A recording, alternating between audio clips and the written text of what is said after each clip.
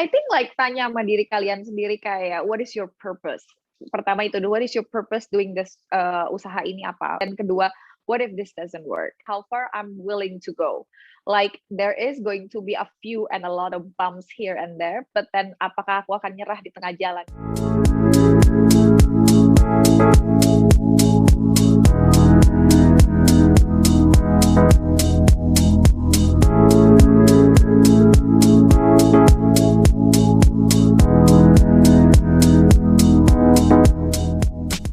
Hello Femfresh, welcome back to Vampire Podcast. Dan aku Intan, aku adalah host untuk episode kali ini. Tentunya hari ini aku nggak sendiri, aku sudah ditemenin sama Kak Saira Nisar. Halo Kakak, apa kabar? You are so pretty today. Thank you. Thank you. Jadi Femfresh, Kak Saira Nisar ini merupakan founder dari Trademark Bandung dan juga founder dari Beauty of Saira atau BOSS. Betul ya Kak ya? Singkatannya BOSS ya. So we do it like a boss ya. Yes, boss lady. Boss lady. If you don't mind, would you please tell us a bit more about yourself and your business itself, like a little bit of background? Okay, so aku tuh sebenarnya lulusan dari LaSalle College Jakarta. Aku ambil fashion.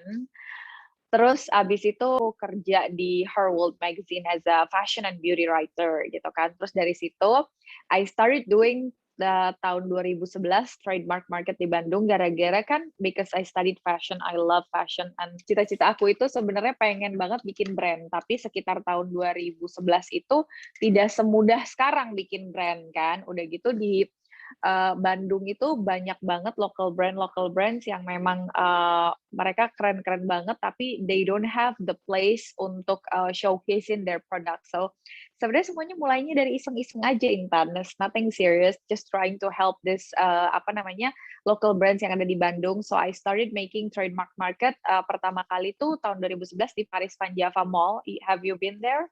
Yes. Di Bandung? Yes, so I make the trademark di sana. Waktu itu tuh ada 1.300 meter square luasnya dan 100 tenan yang ikutan. So it was a big event, and then kayak 50,000 people came.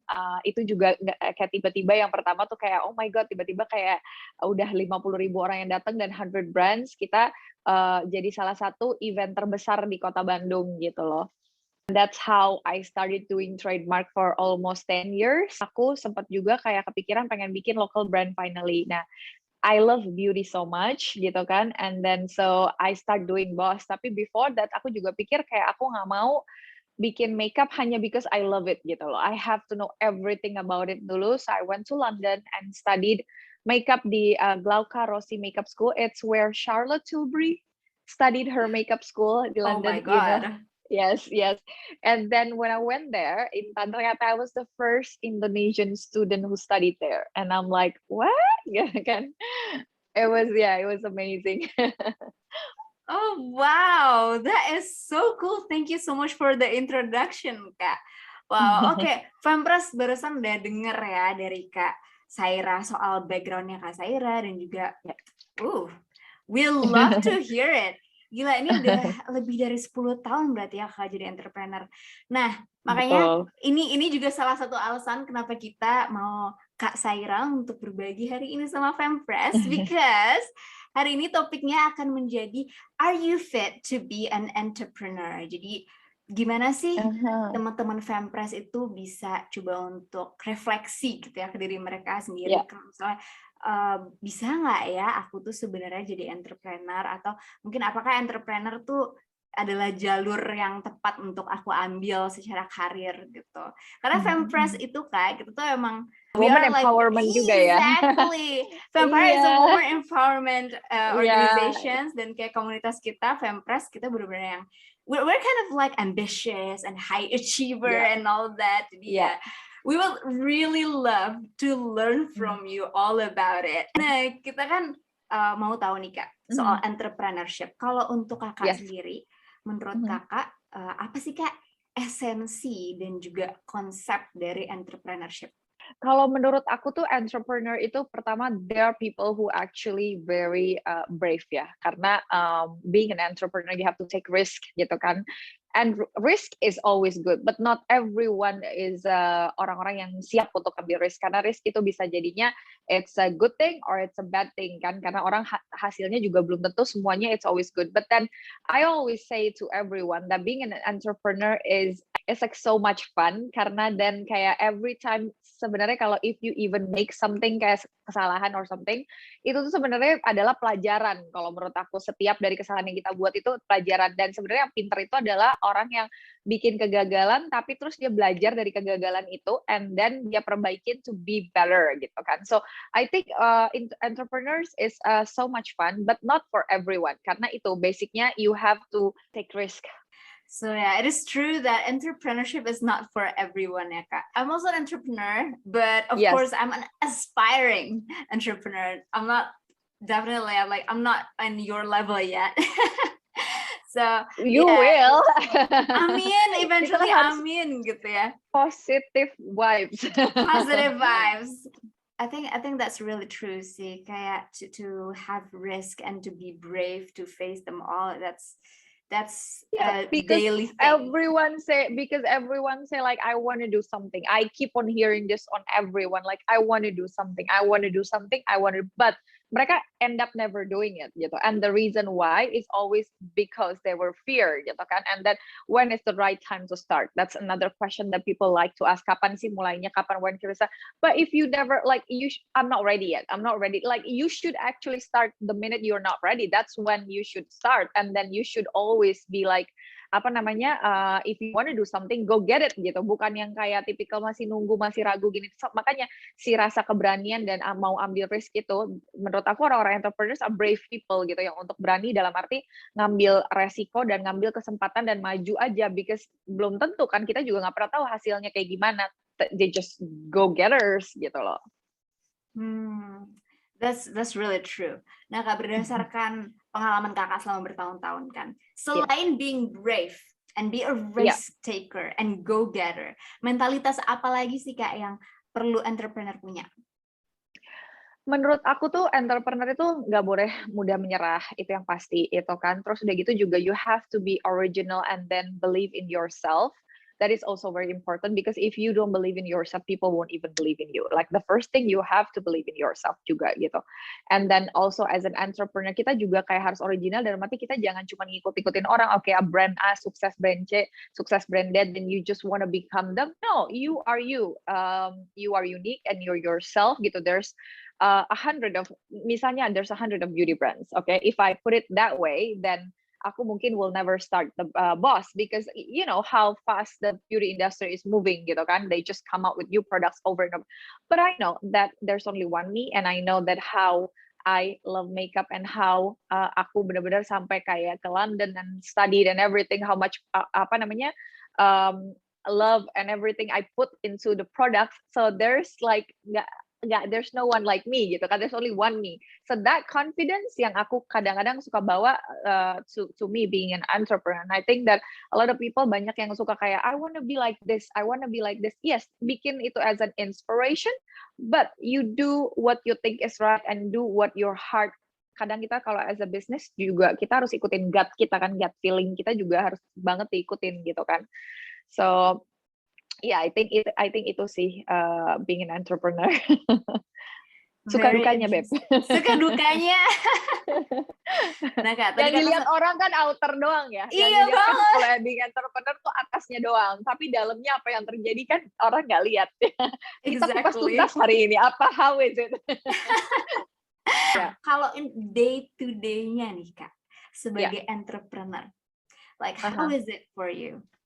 So listen, entrepreneurs ini tuh kayak it's a challenging, karena you see it like you don't have office hour, yes, dari situ, and then you can go travel and you can work whenever like dari mana aja and everything gitu kan. You don't have to be always at the office like 9 to 5 and everything.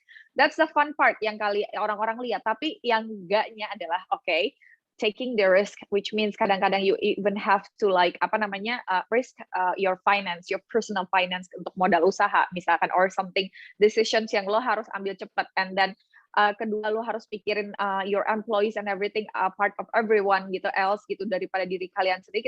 Kalian harus pikirin the company and everything. And then belum juga kadang-kadang we don't even have office hour, doesn't mean kayak kita nggak enak-enak kerjanya. Sometimes I even have to reply email jam 1 malam, jam 2 malam gitu loh, or things like that. Kayak waktu when I did trademark market itu aku bisa nggak tidur, atau misalkan aku benar-benar loading in tuh aku nongkrongin di situ dari pagi sampai pagi lagi gitu kan, benar-benar it was so exhausting. Tapi kadang pada saat aku udah kayak udah beres pas lagi acara, udah dandan siap tinggal foto-foto ketemu media, that's the part that people see, but the part that aku loading dari malam pagi sampai, that's the thing yang orang nggak lihat gitu loh.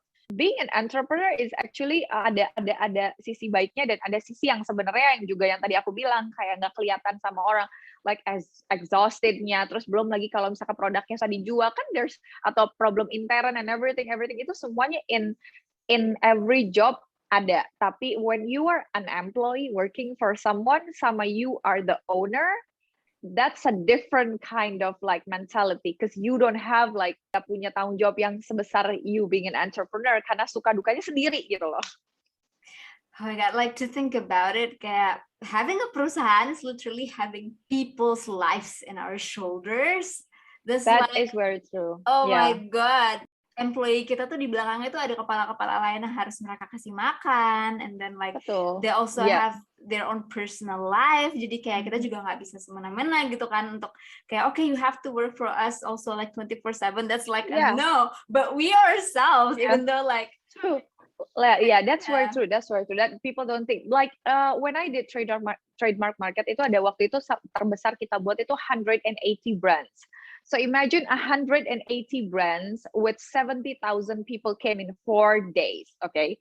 And then also with 35 employees. And then pada saat itu I didn't like for me it's something that I always do, like every year I do trademark. It doesn't like buat aku kayak something that I do nggak dipikir, tapi when someone mention it to me and say like, do you realize that actually like this 180 brands have their own families which yang bergantung sama trademark market every year to sell their products, you know, and then you have 25 employees, and then me there stood, okay, gue satu perempuan, and then I'm responsible for all these people, so there's no chance that I will like screw it. I have to be serious. That's when aku jadinya kayak okay, my mood swings, kalau lagi PMS or whatever, kayak you know I'm also a mom kan of two, jadi kayak all that gitu kan dilempar dulu ke kiri dan ke kanan dan fokus, kayak benar-benar harus fokus sama orang yang tadi kamu bilang, tanggung jawab kita kepada kepala-kepala ini yang banyak banget gitu. Is that your purpose? Yes, that's what keep me going. Karena for me, like besides, of course, we're not gonna lie, when it comes to business, kita harus mikirin profit. That's the most pentingnya juga kan.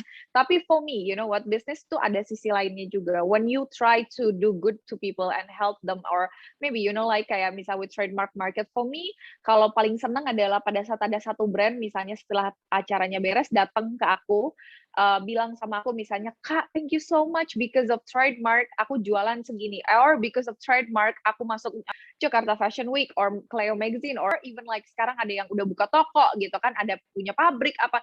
For me that is more lebih satisfaction daripada kayak uang seberapapun gitu loh, karena you're able to help people, and also at the same time misalnya dapat keuntungan, tapi juga you're able to help people. That's most important buat aku. Senang banget kalau ada misalnya yang datang ke aku bilang kayak, Kak, I love your eyeshadow and this makes me pretty. And then you know what, ever since aku pakai your eyeshadow, my husband has been complimenting me, like kayak iya, kayak misalkan aku tadinya nggak bisa pakai makeup, sekarang jadi bisa pakai makeup karena your eyeshadow is very easy. Misalnya things like that means more buat aku.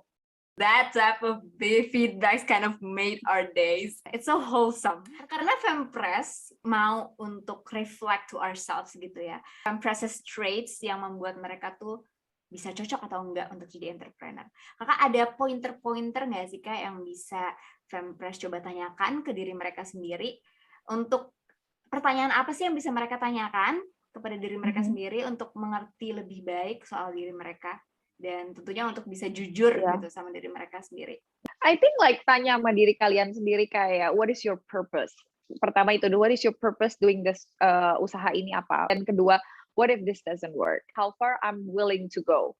Like there is going to be a few and a lot of bumps here and there, but then apakah aku akan nyerah di tengah jalan? Karena usually, you know what, the minute kita lagi di pas mau nyerah is the minute with actually like something big come up gitu kan. So poinnya jangan nyerah gitu kan. Nah, tapi some people do actually nyerah di tengah jalan gitu loh. And so how far you are willing to go, and the last thing yang aku selalu bilang adalah do a job or do things that you love, that you're passionate about, that you're obsessed about gitu loh. Kayak, you know, because when you do things with your heart, with so much love gitu, it's just different gitu loh. When you have an employee, misalnya contoh buat aku, kalau aku punya employee yang nggak suka makeup misalnya contoh gitu, cara kerjanya sama orang yang passionate about makeup and love makeup tuh pasti beda. Gitu loh. Jadi I always say that every time aku hire kayak misalkan hire employee, pasti aku tanya dulu, do you love makeup? What do you feel about makeup? Which is why makanya kalau kita kerja di tempat makeup katanya harus pakai makeup juga. It's not like that. Sebenarnya lebih kepada do you love it gitu loh. Kayak what's your purpose gitu kan? Kayak itu penting banget sih. Love the thing that you're doing. Nah, Kak, kalau misalnya nih kita udah tanya-tanya sama diri kita sendiri about all that pointers that you just gave. Pointers yang tadi ya. Thank you so much.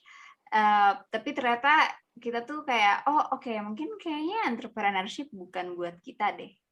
Atau mungkin kayak mungkin entrepreneurship adalah jalan aku, tapi aku apakah mau untuk melepas pekerjaan 9 to 5 aku gitu, because it's gonna be so fluctuative. It's kind of like going up from our comfort zone and stability in a way gitu kan, because again like what you said, there are just so much risk, right?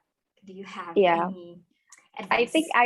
I think I met a lot of people who are actually not capable of being an entrepreneur, but I met a lot of people who is capable of being an entrepreneur tapi they don't have that quality yang tadi ada satu yang minus atau dua. Tapi menurut aku kayak if you really are in a 9 to 5 job and you wanna be an entrepreneur like you said, I think you should, if you're scared, you're still not sure, you should start small dulu and see gitu kan. Instead of like, kalau aku kan emang I'm such a jangan diikutin, tapi when I did trademark market, aku langsung bikin kan 100 brands, langsung one of the biggest one gitu, karena I love challenges. For me, like it challenges me. The more it challenges me, the more effort and the more ini yang aku akhirnya keluarkan gitu loh, karena it's something big. And then also kalau tanggung jawabnya lebih besar, aku merasa lebih kayak oh shit, I have to do thing lebih banyak lagi gitu kan. Kalau buat aku itu tantangan, tapi not everyone loves that. Obviously nggak semua orang berani seperti aku kayak gitu. And I get it gitu kan. So start small and then see if you are willing to emang itu bisnisnya improve apa segala macam. Karena menurut aku kayak sekarang tuh kan balik lagi gitu loh, mau ada seberapa banyak juga misalnya orang you wanna sell brownies, mau ada 100 orang yang di luar sana sell brownies, it's juga bagaimana how you brand it kan. Branding tuh penting banget juga kan, and then your goals, your target market, dan zaman sekarang apalagi gini kan kayak online semakin kreatif ya semakin orang suka gitu kan. And what are the things that yang selling point-nya yang beda dari lain, mungkin misalnya brownies lain pakai gula sugar apa, tapi kalau kamu pakai sugar apa, or it's vegan or something that there's a selling point di sini and the purpose. And I think like mau ada 1000 brownies, if you put your heart to it and you have a purpose, it will work gitu kan. Tapi ya gitu, start small dulu if you are not brave enough to do it, and then when it's like going on and then you finally make the decision, ya udah, there's no going back, pasti ketagihan kalau udah entrepreneurship sih. Gengs, teman-teman Fempres, coba dulu aja, don't regret anything, because don't, because you will learn. Even like you lose your money, or misalkan misalkan banyak banget orang kayak gitu. You know what? Aku mau cerita sesuatu. There's this one person di Bandung when I was doing this speaker kan. Aku lagi bareng sama dia. He was a very successful restoran owner di Bandung, benar-benar branch-nya banyak banget. Tapi I was hearing his success story kan di sebelah aku. He was sitting and then dia bilang bahwa sebelum dia sukses tuh dia kehilangan uang banyak banget gitu loh. Dan akhirnya tapi he didn't like I said, he didn't give up at that time. Dia bangkit lagi, dia I learn from this mistake, how do I make this right the next time. Dan akhirnya he is very successful and make maybe 10 or 20 times more than he lost gitu kan. So everything, ada kegagalan apapun kegagalan, itu pelajaran. Justru kalau kita nggak berbuat salah, kita nggak belajar gitu loh. Dan some people they don't understand that. And kadang-kadang 1-2 kali gagal, they're like, I'm giving up. You know what? This is not for me. I'm giving up. This is not for me gitu. Nah, Kak, we really want to ask you a lot of questions, but unfortunately, because of time, kita akhirnya sampai di pertanyaan terakhir.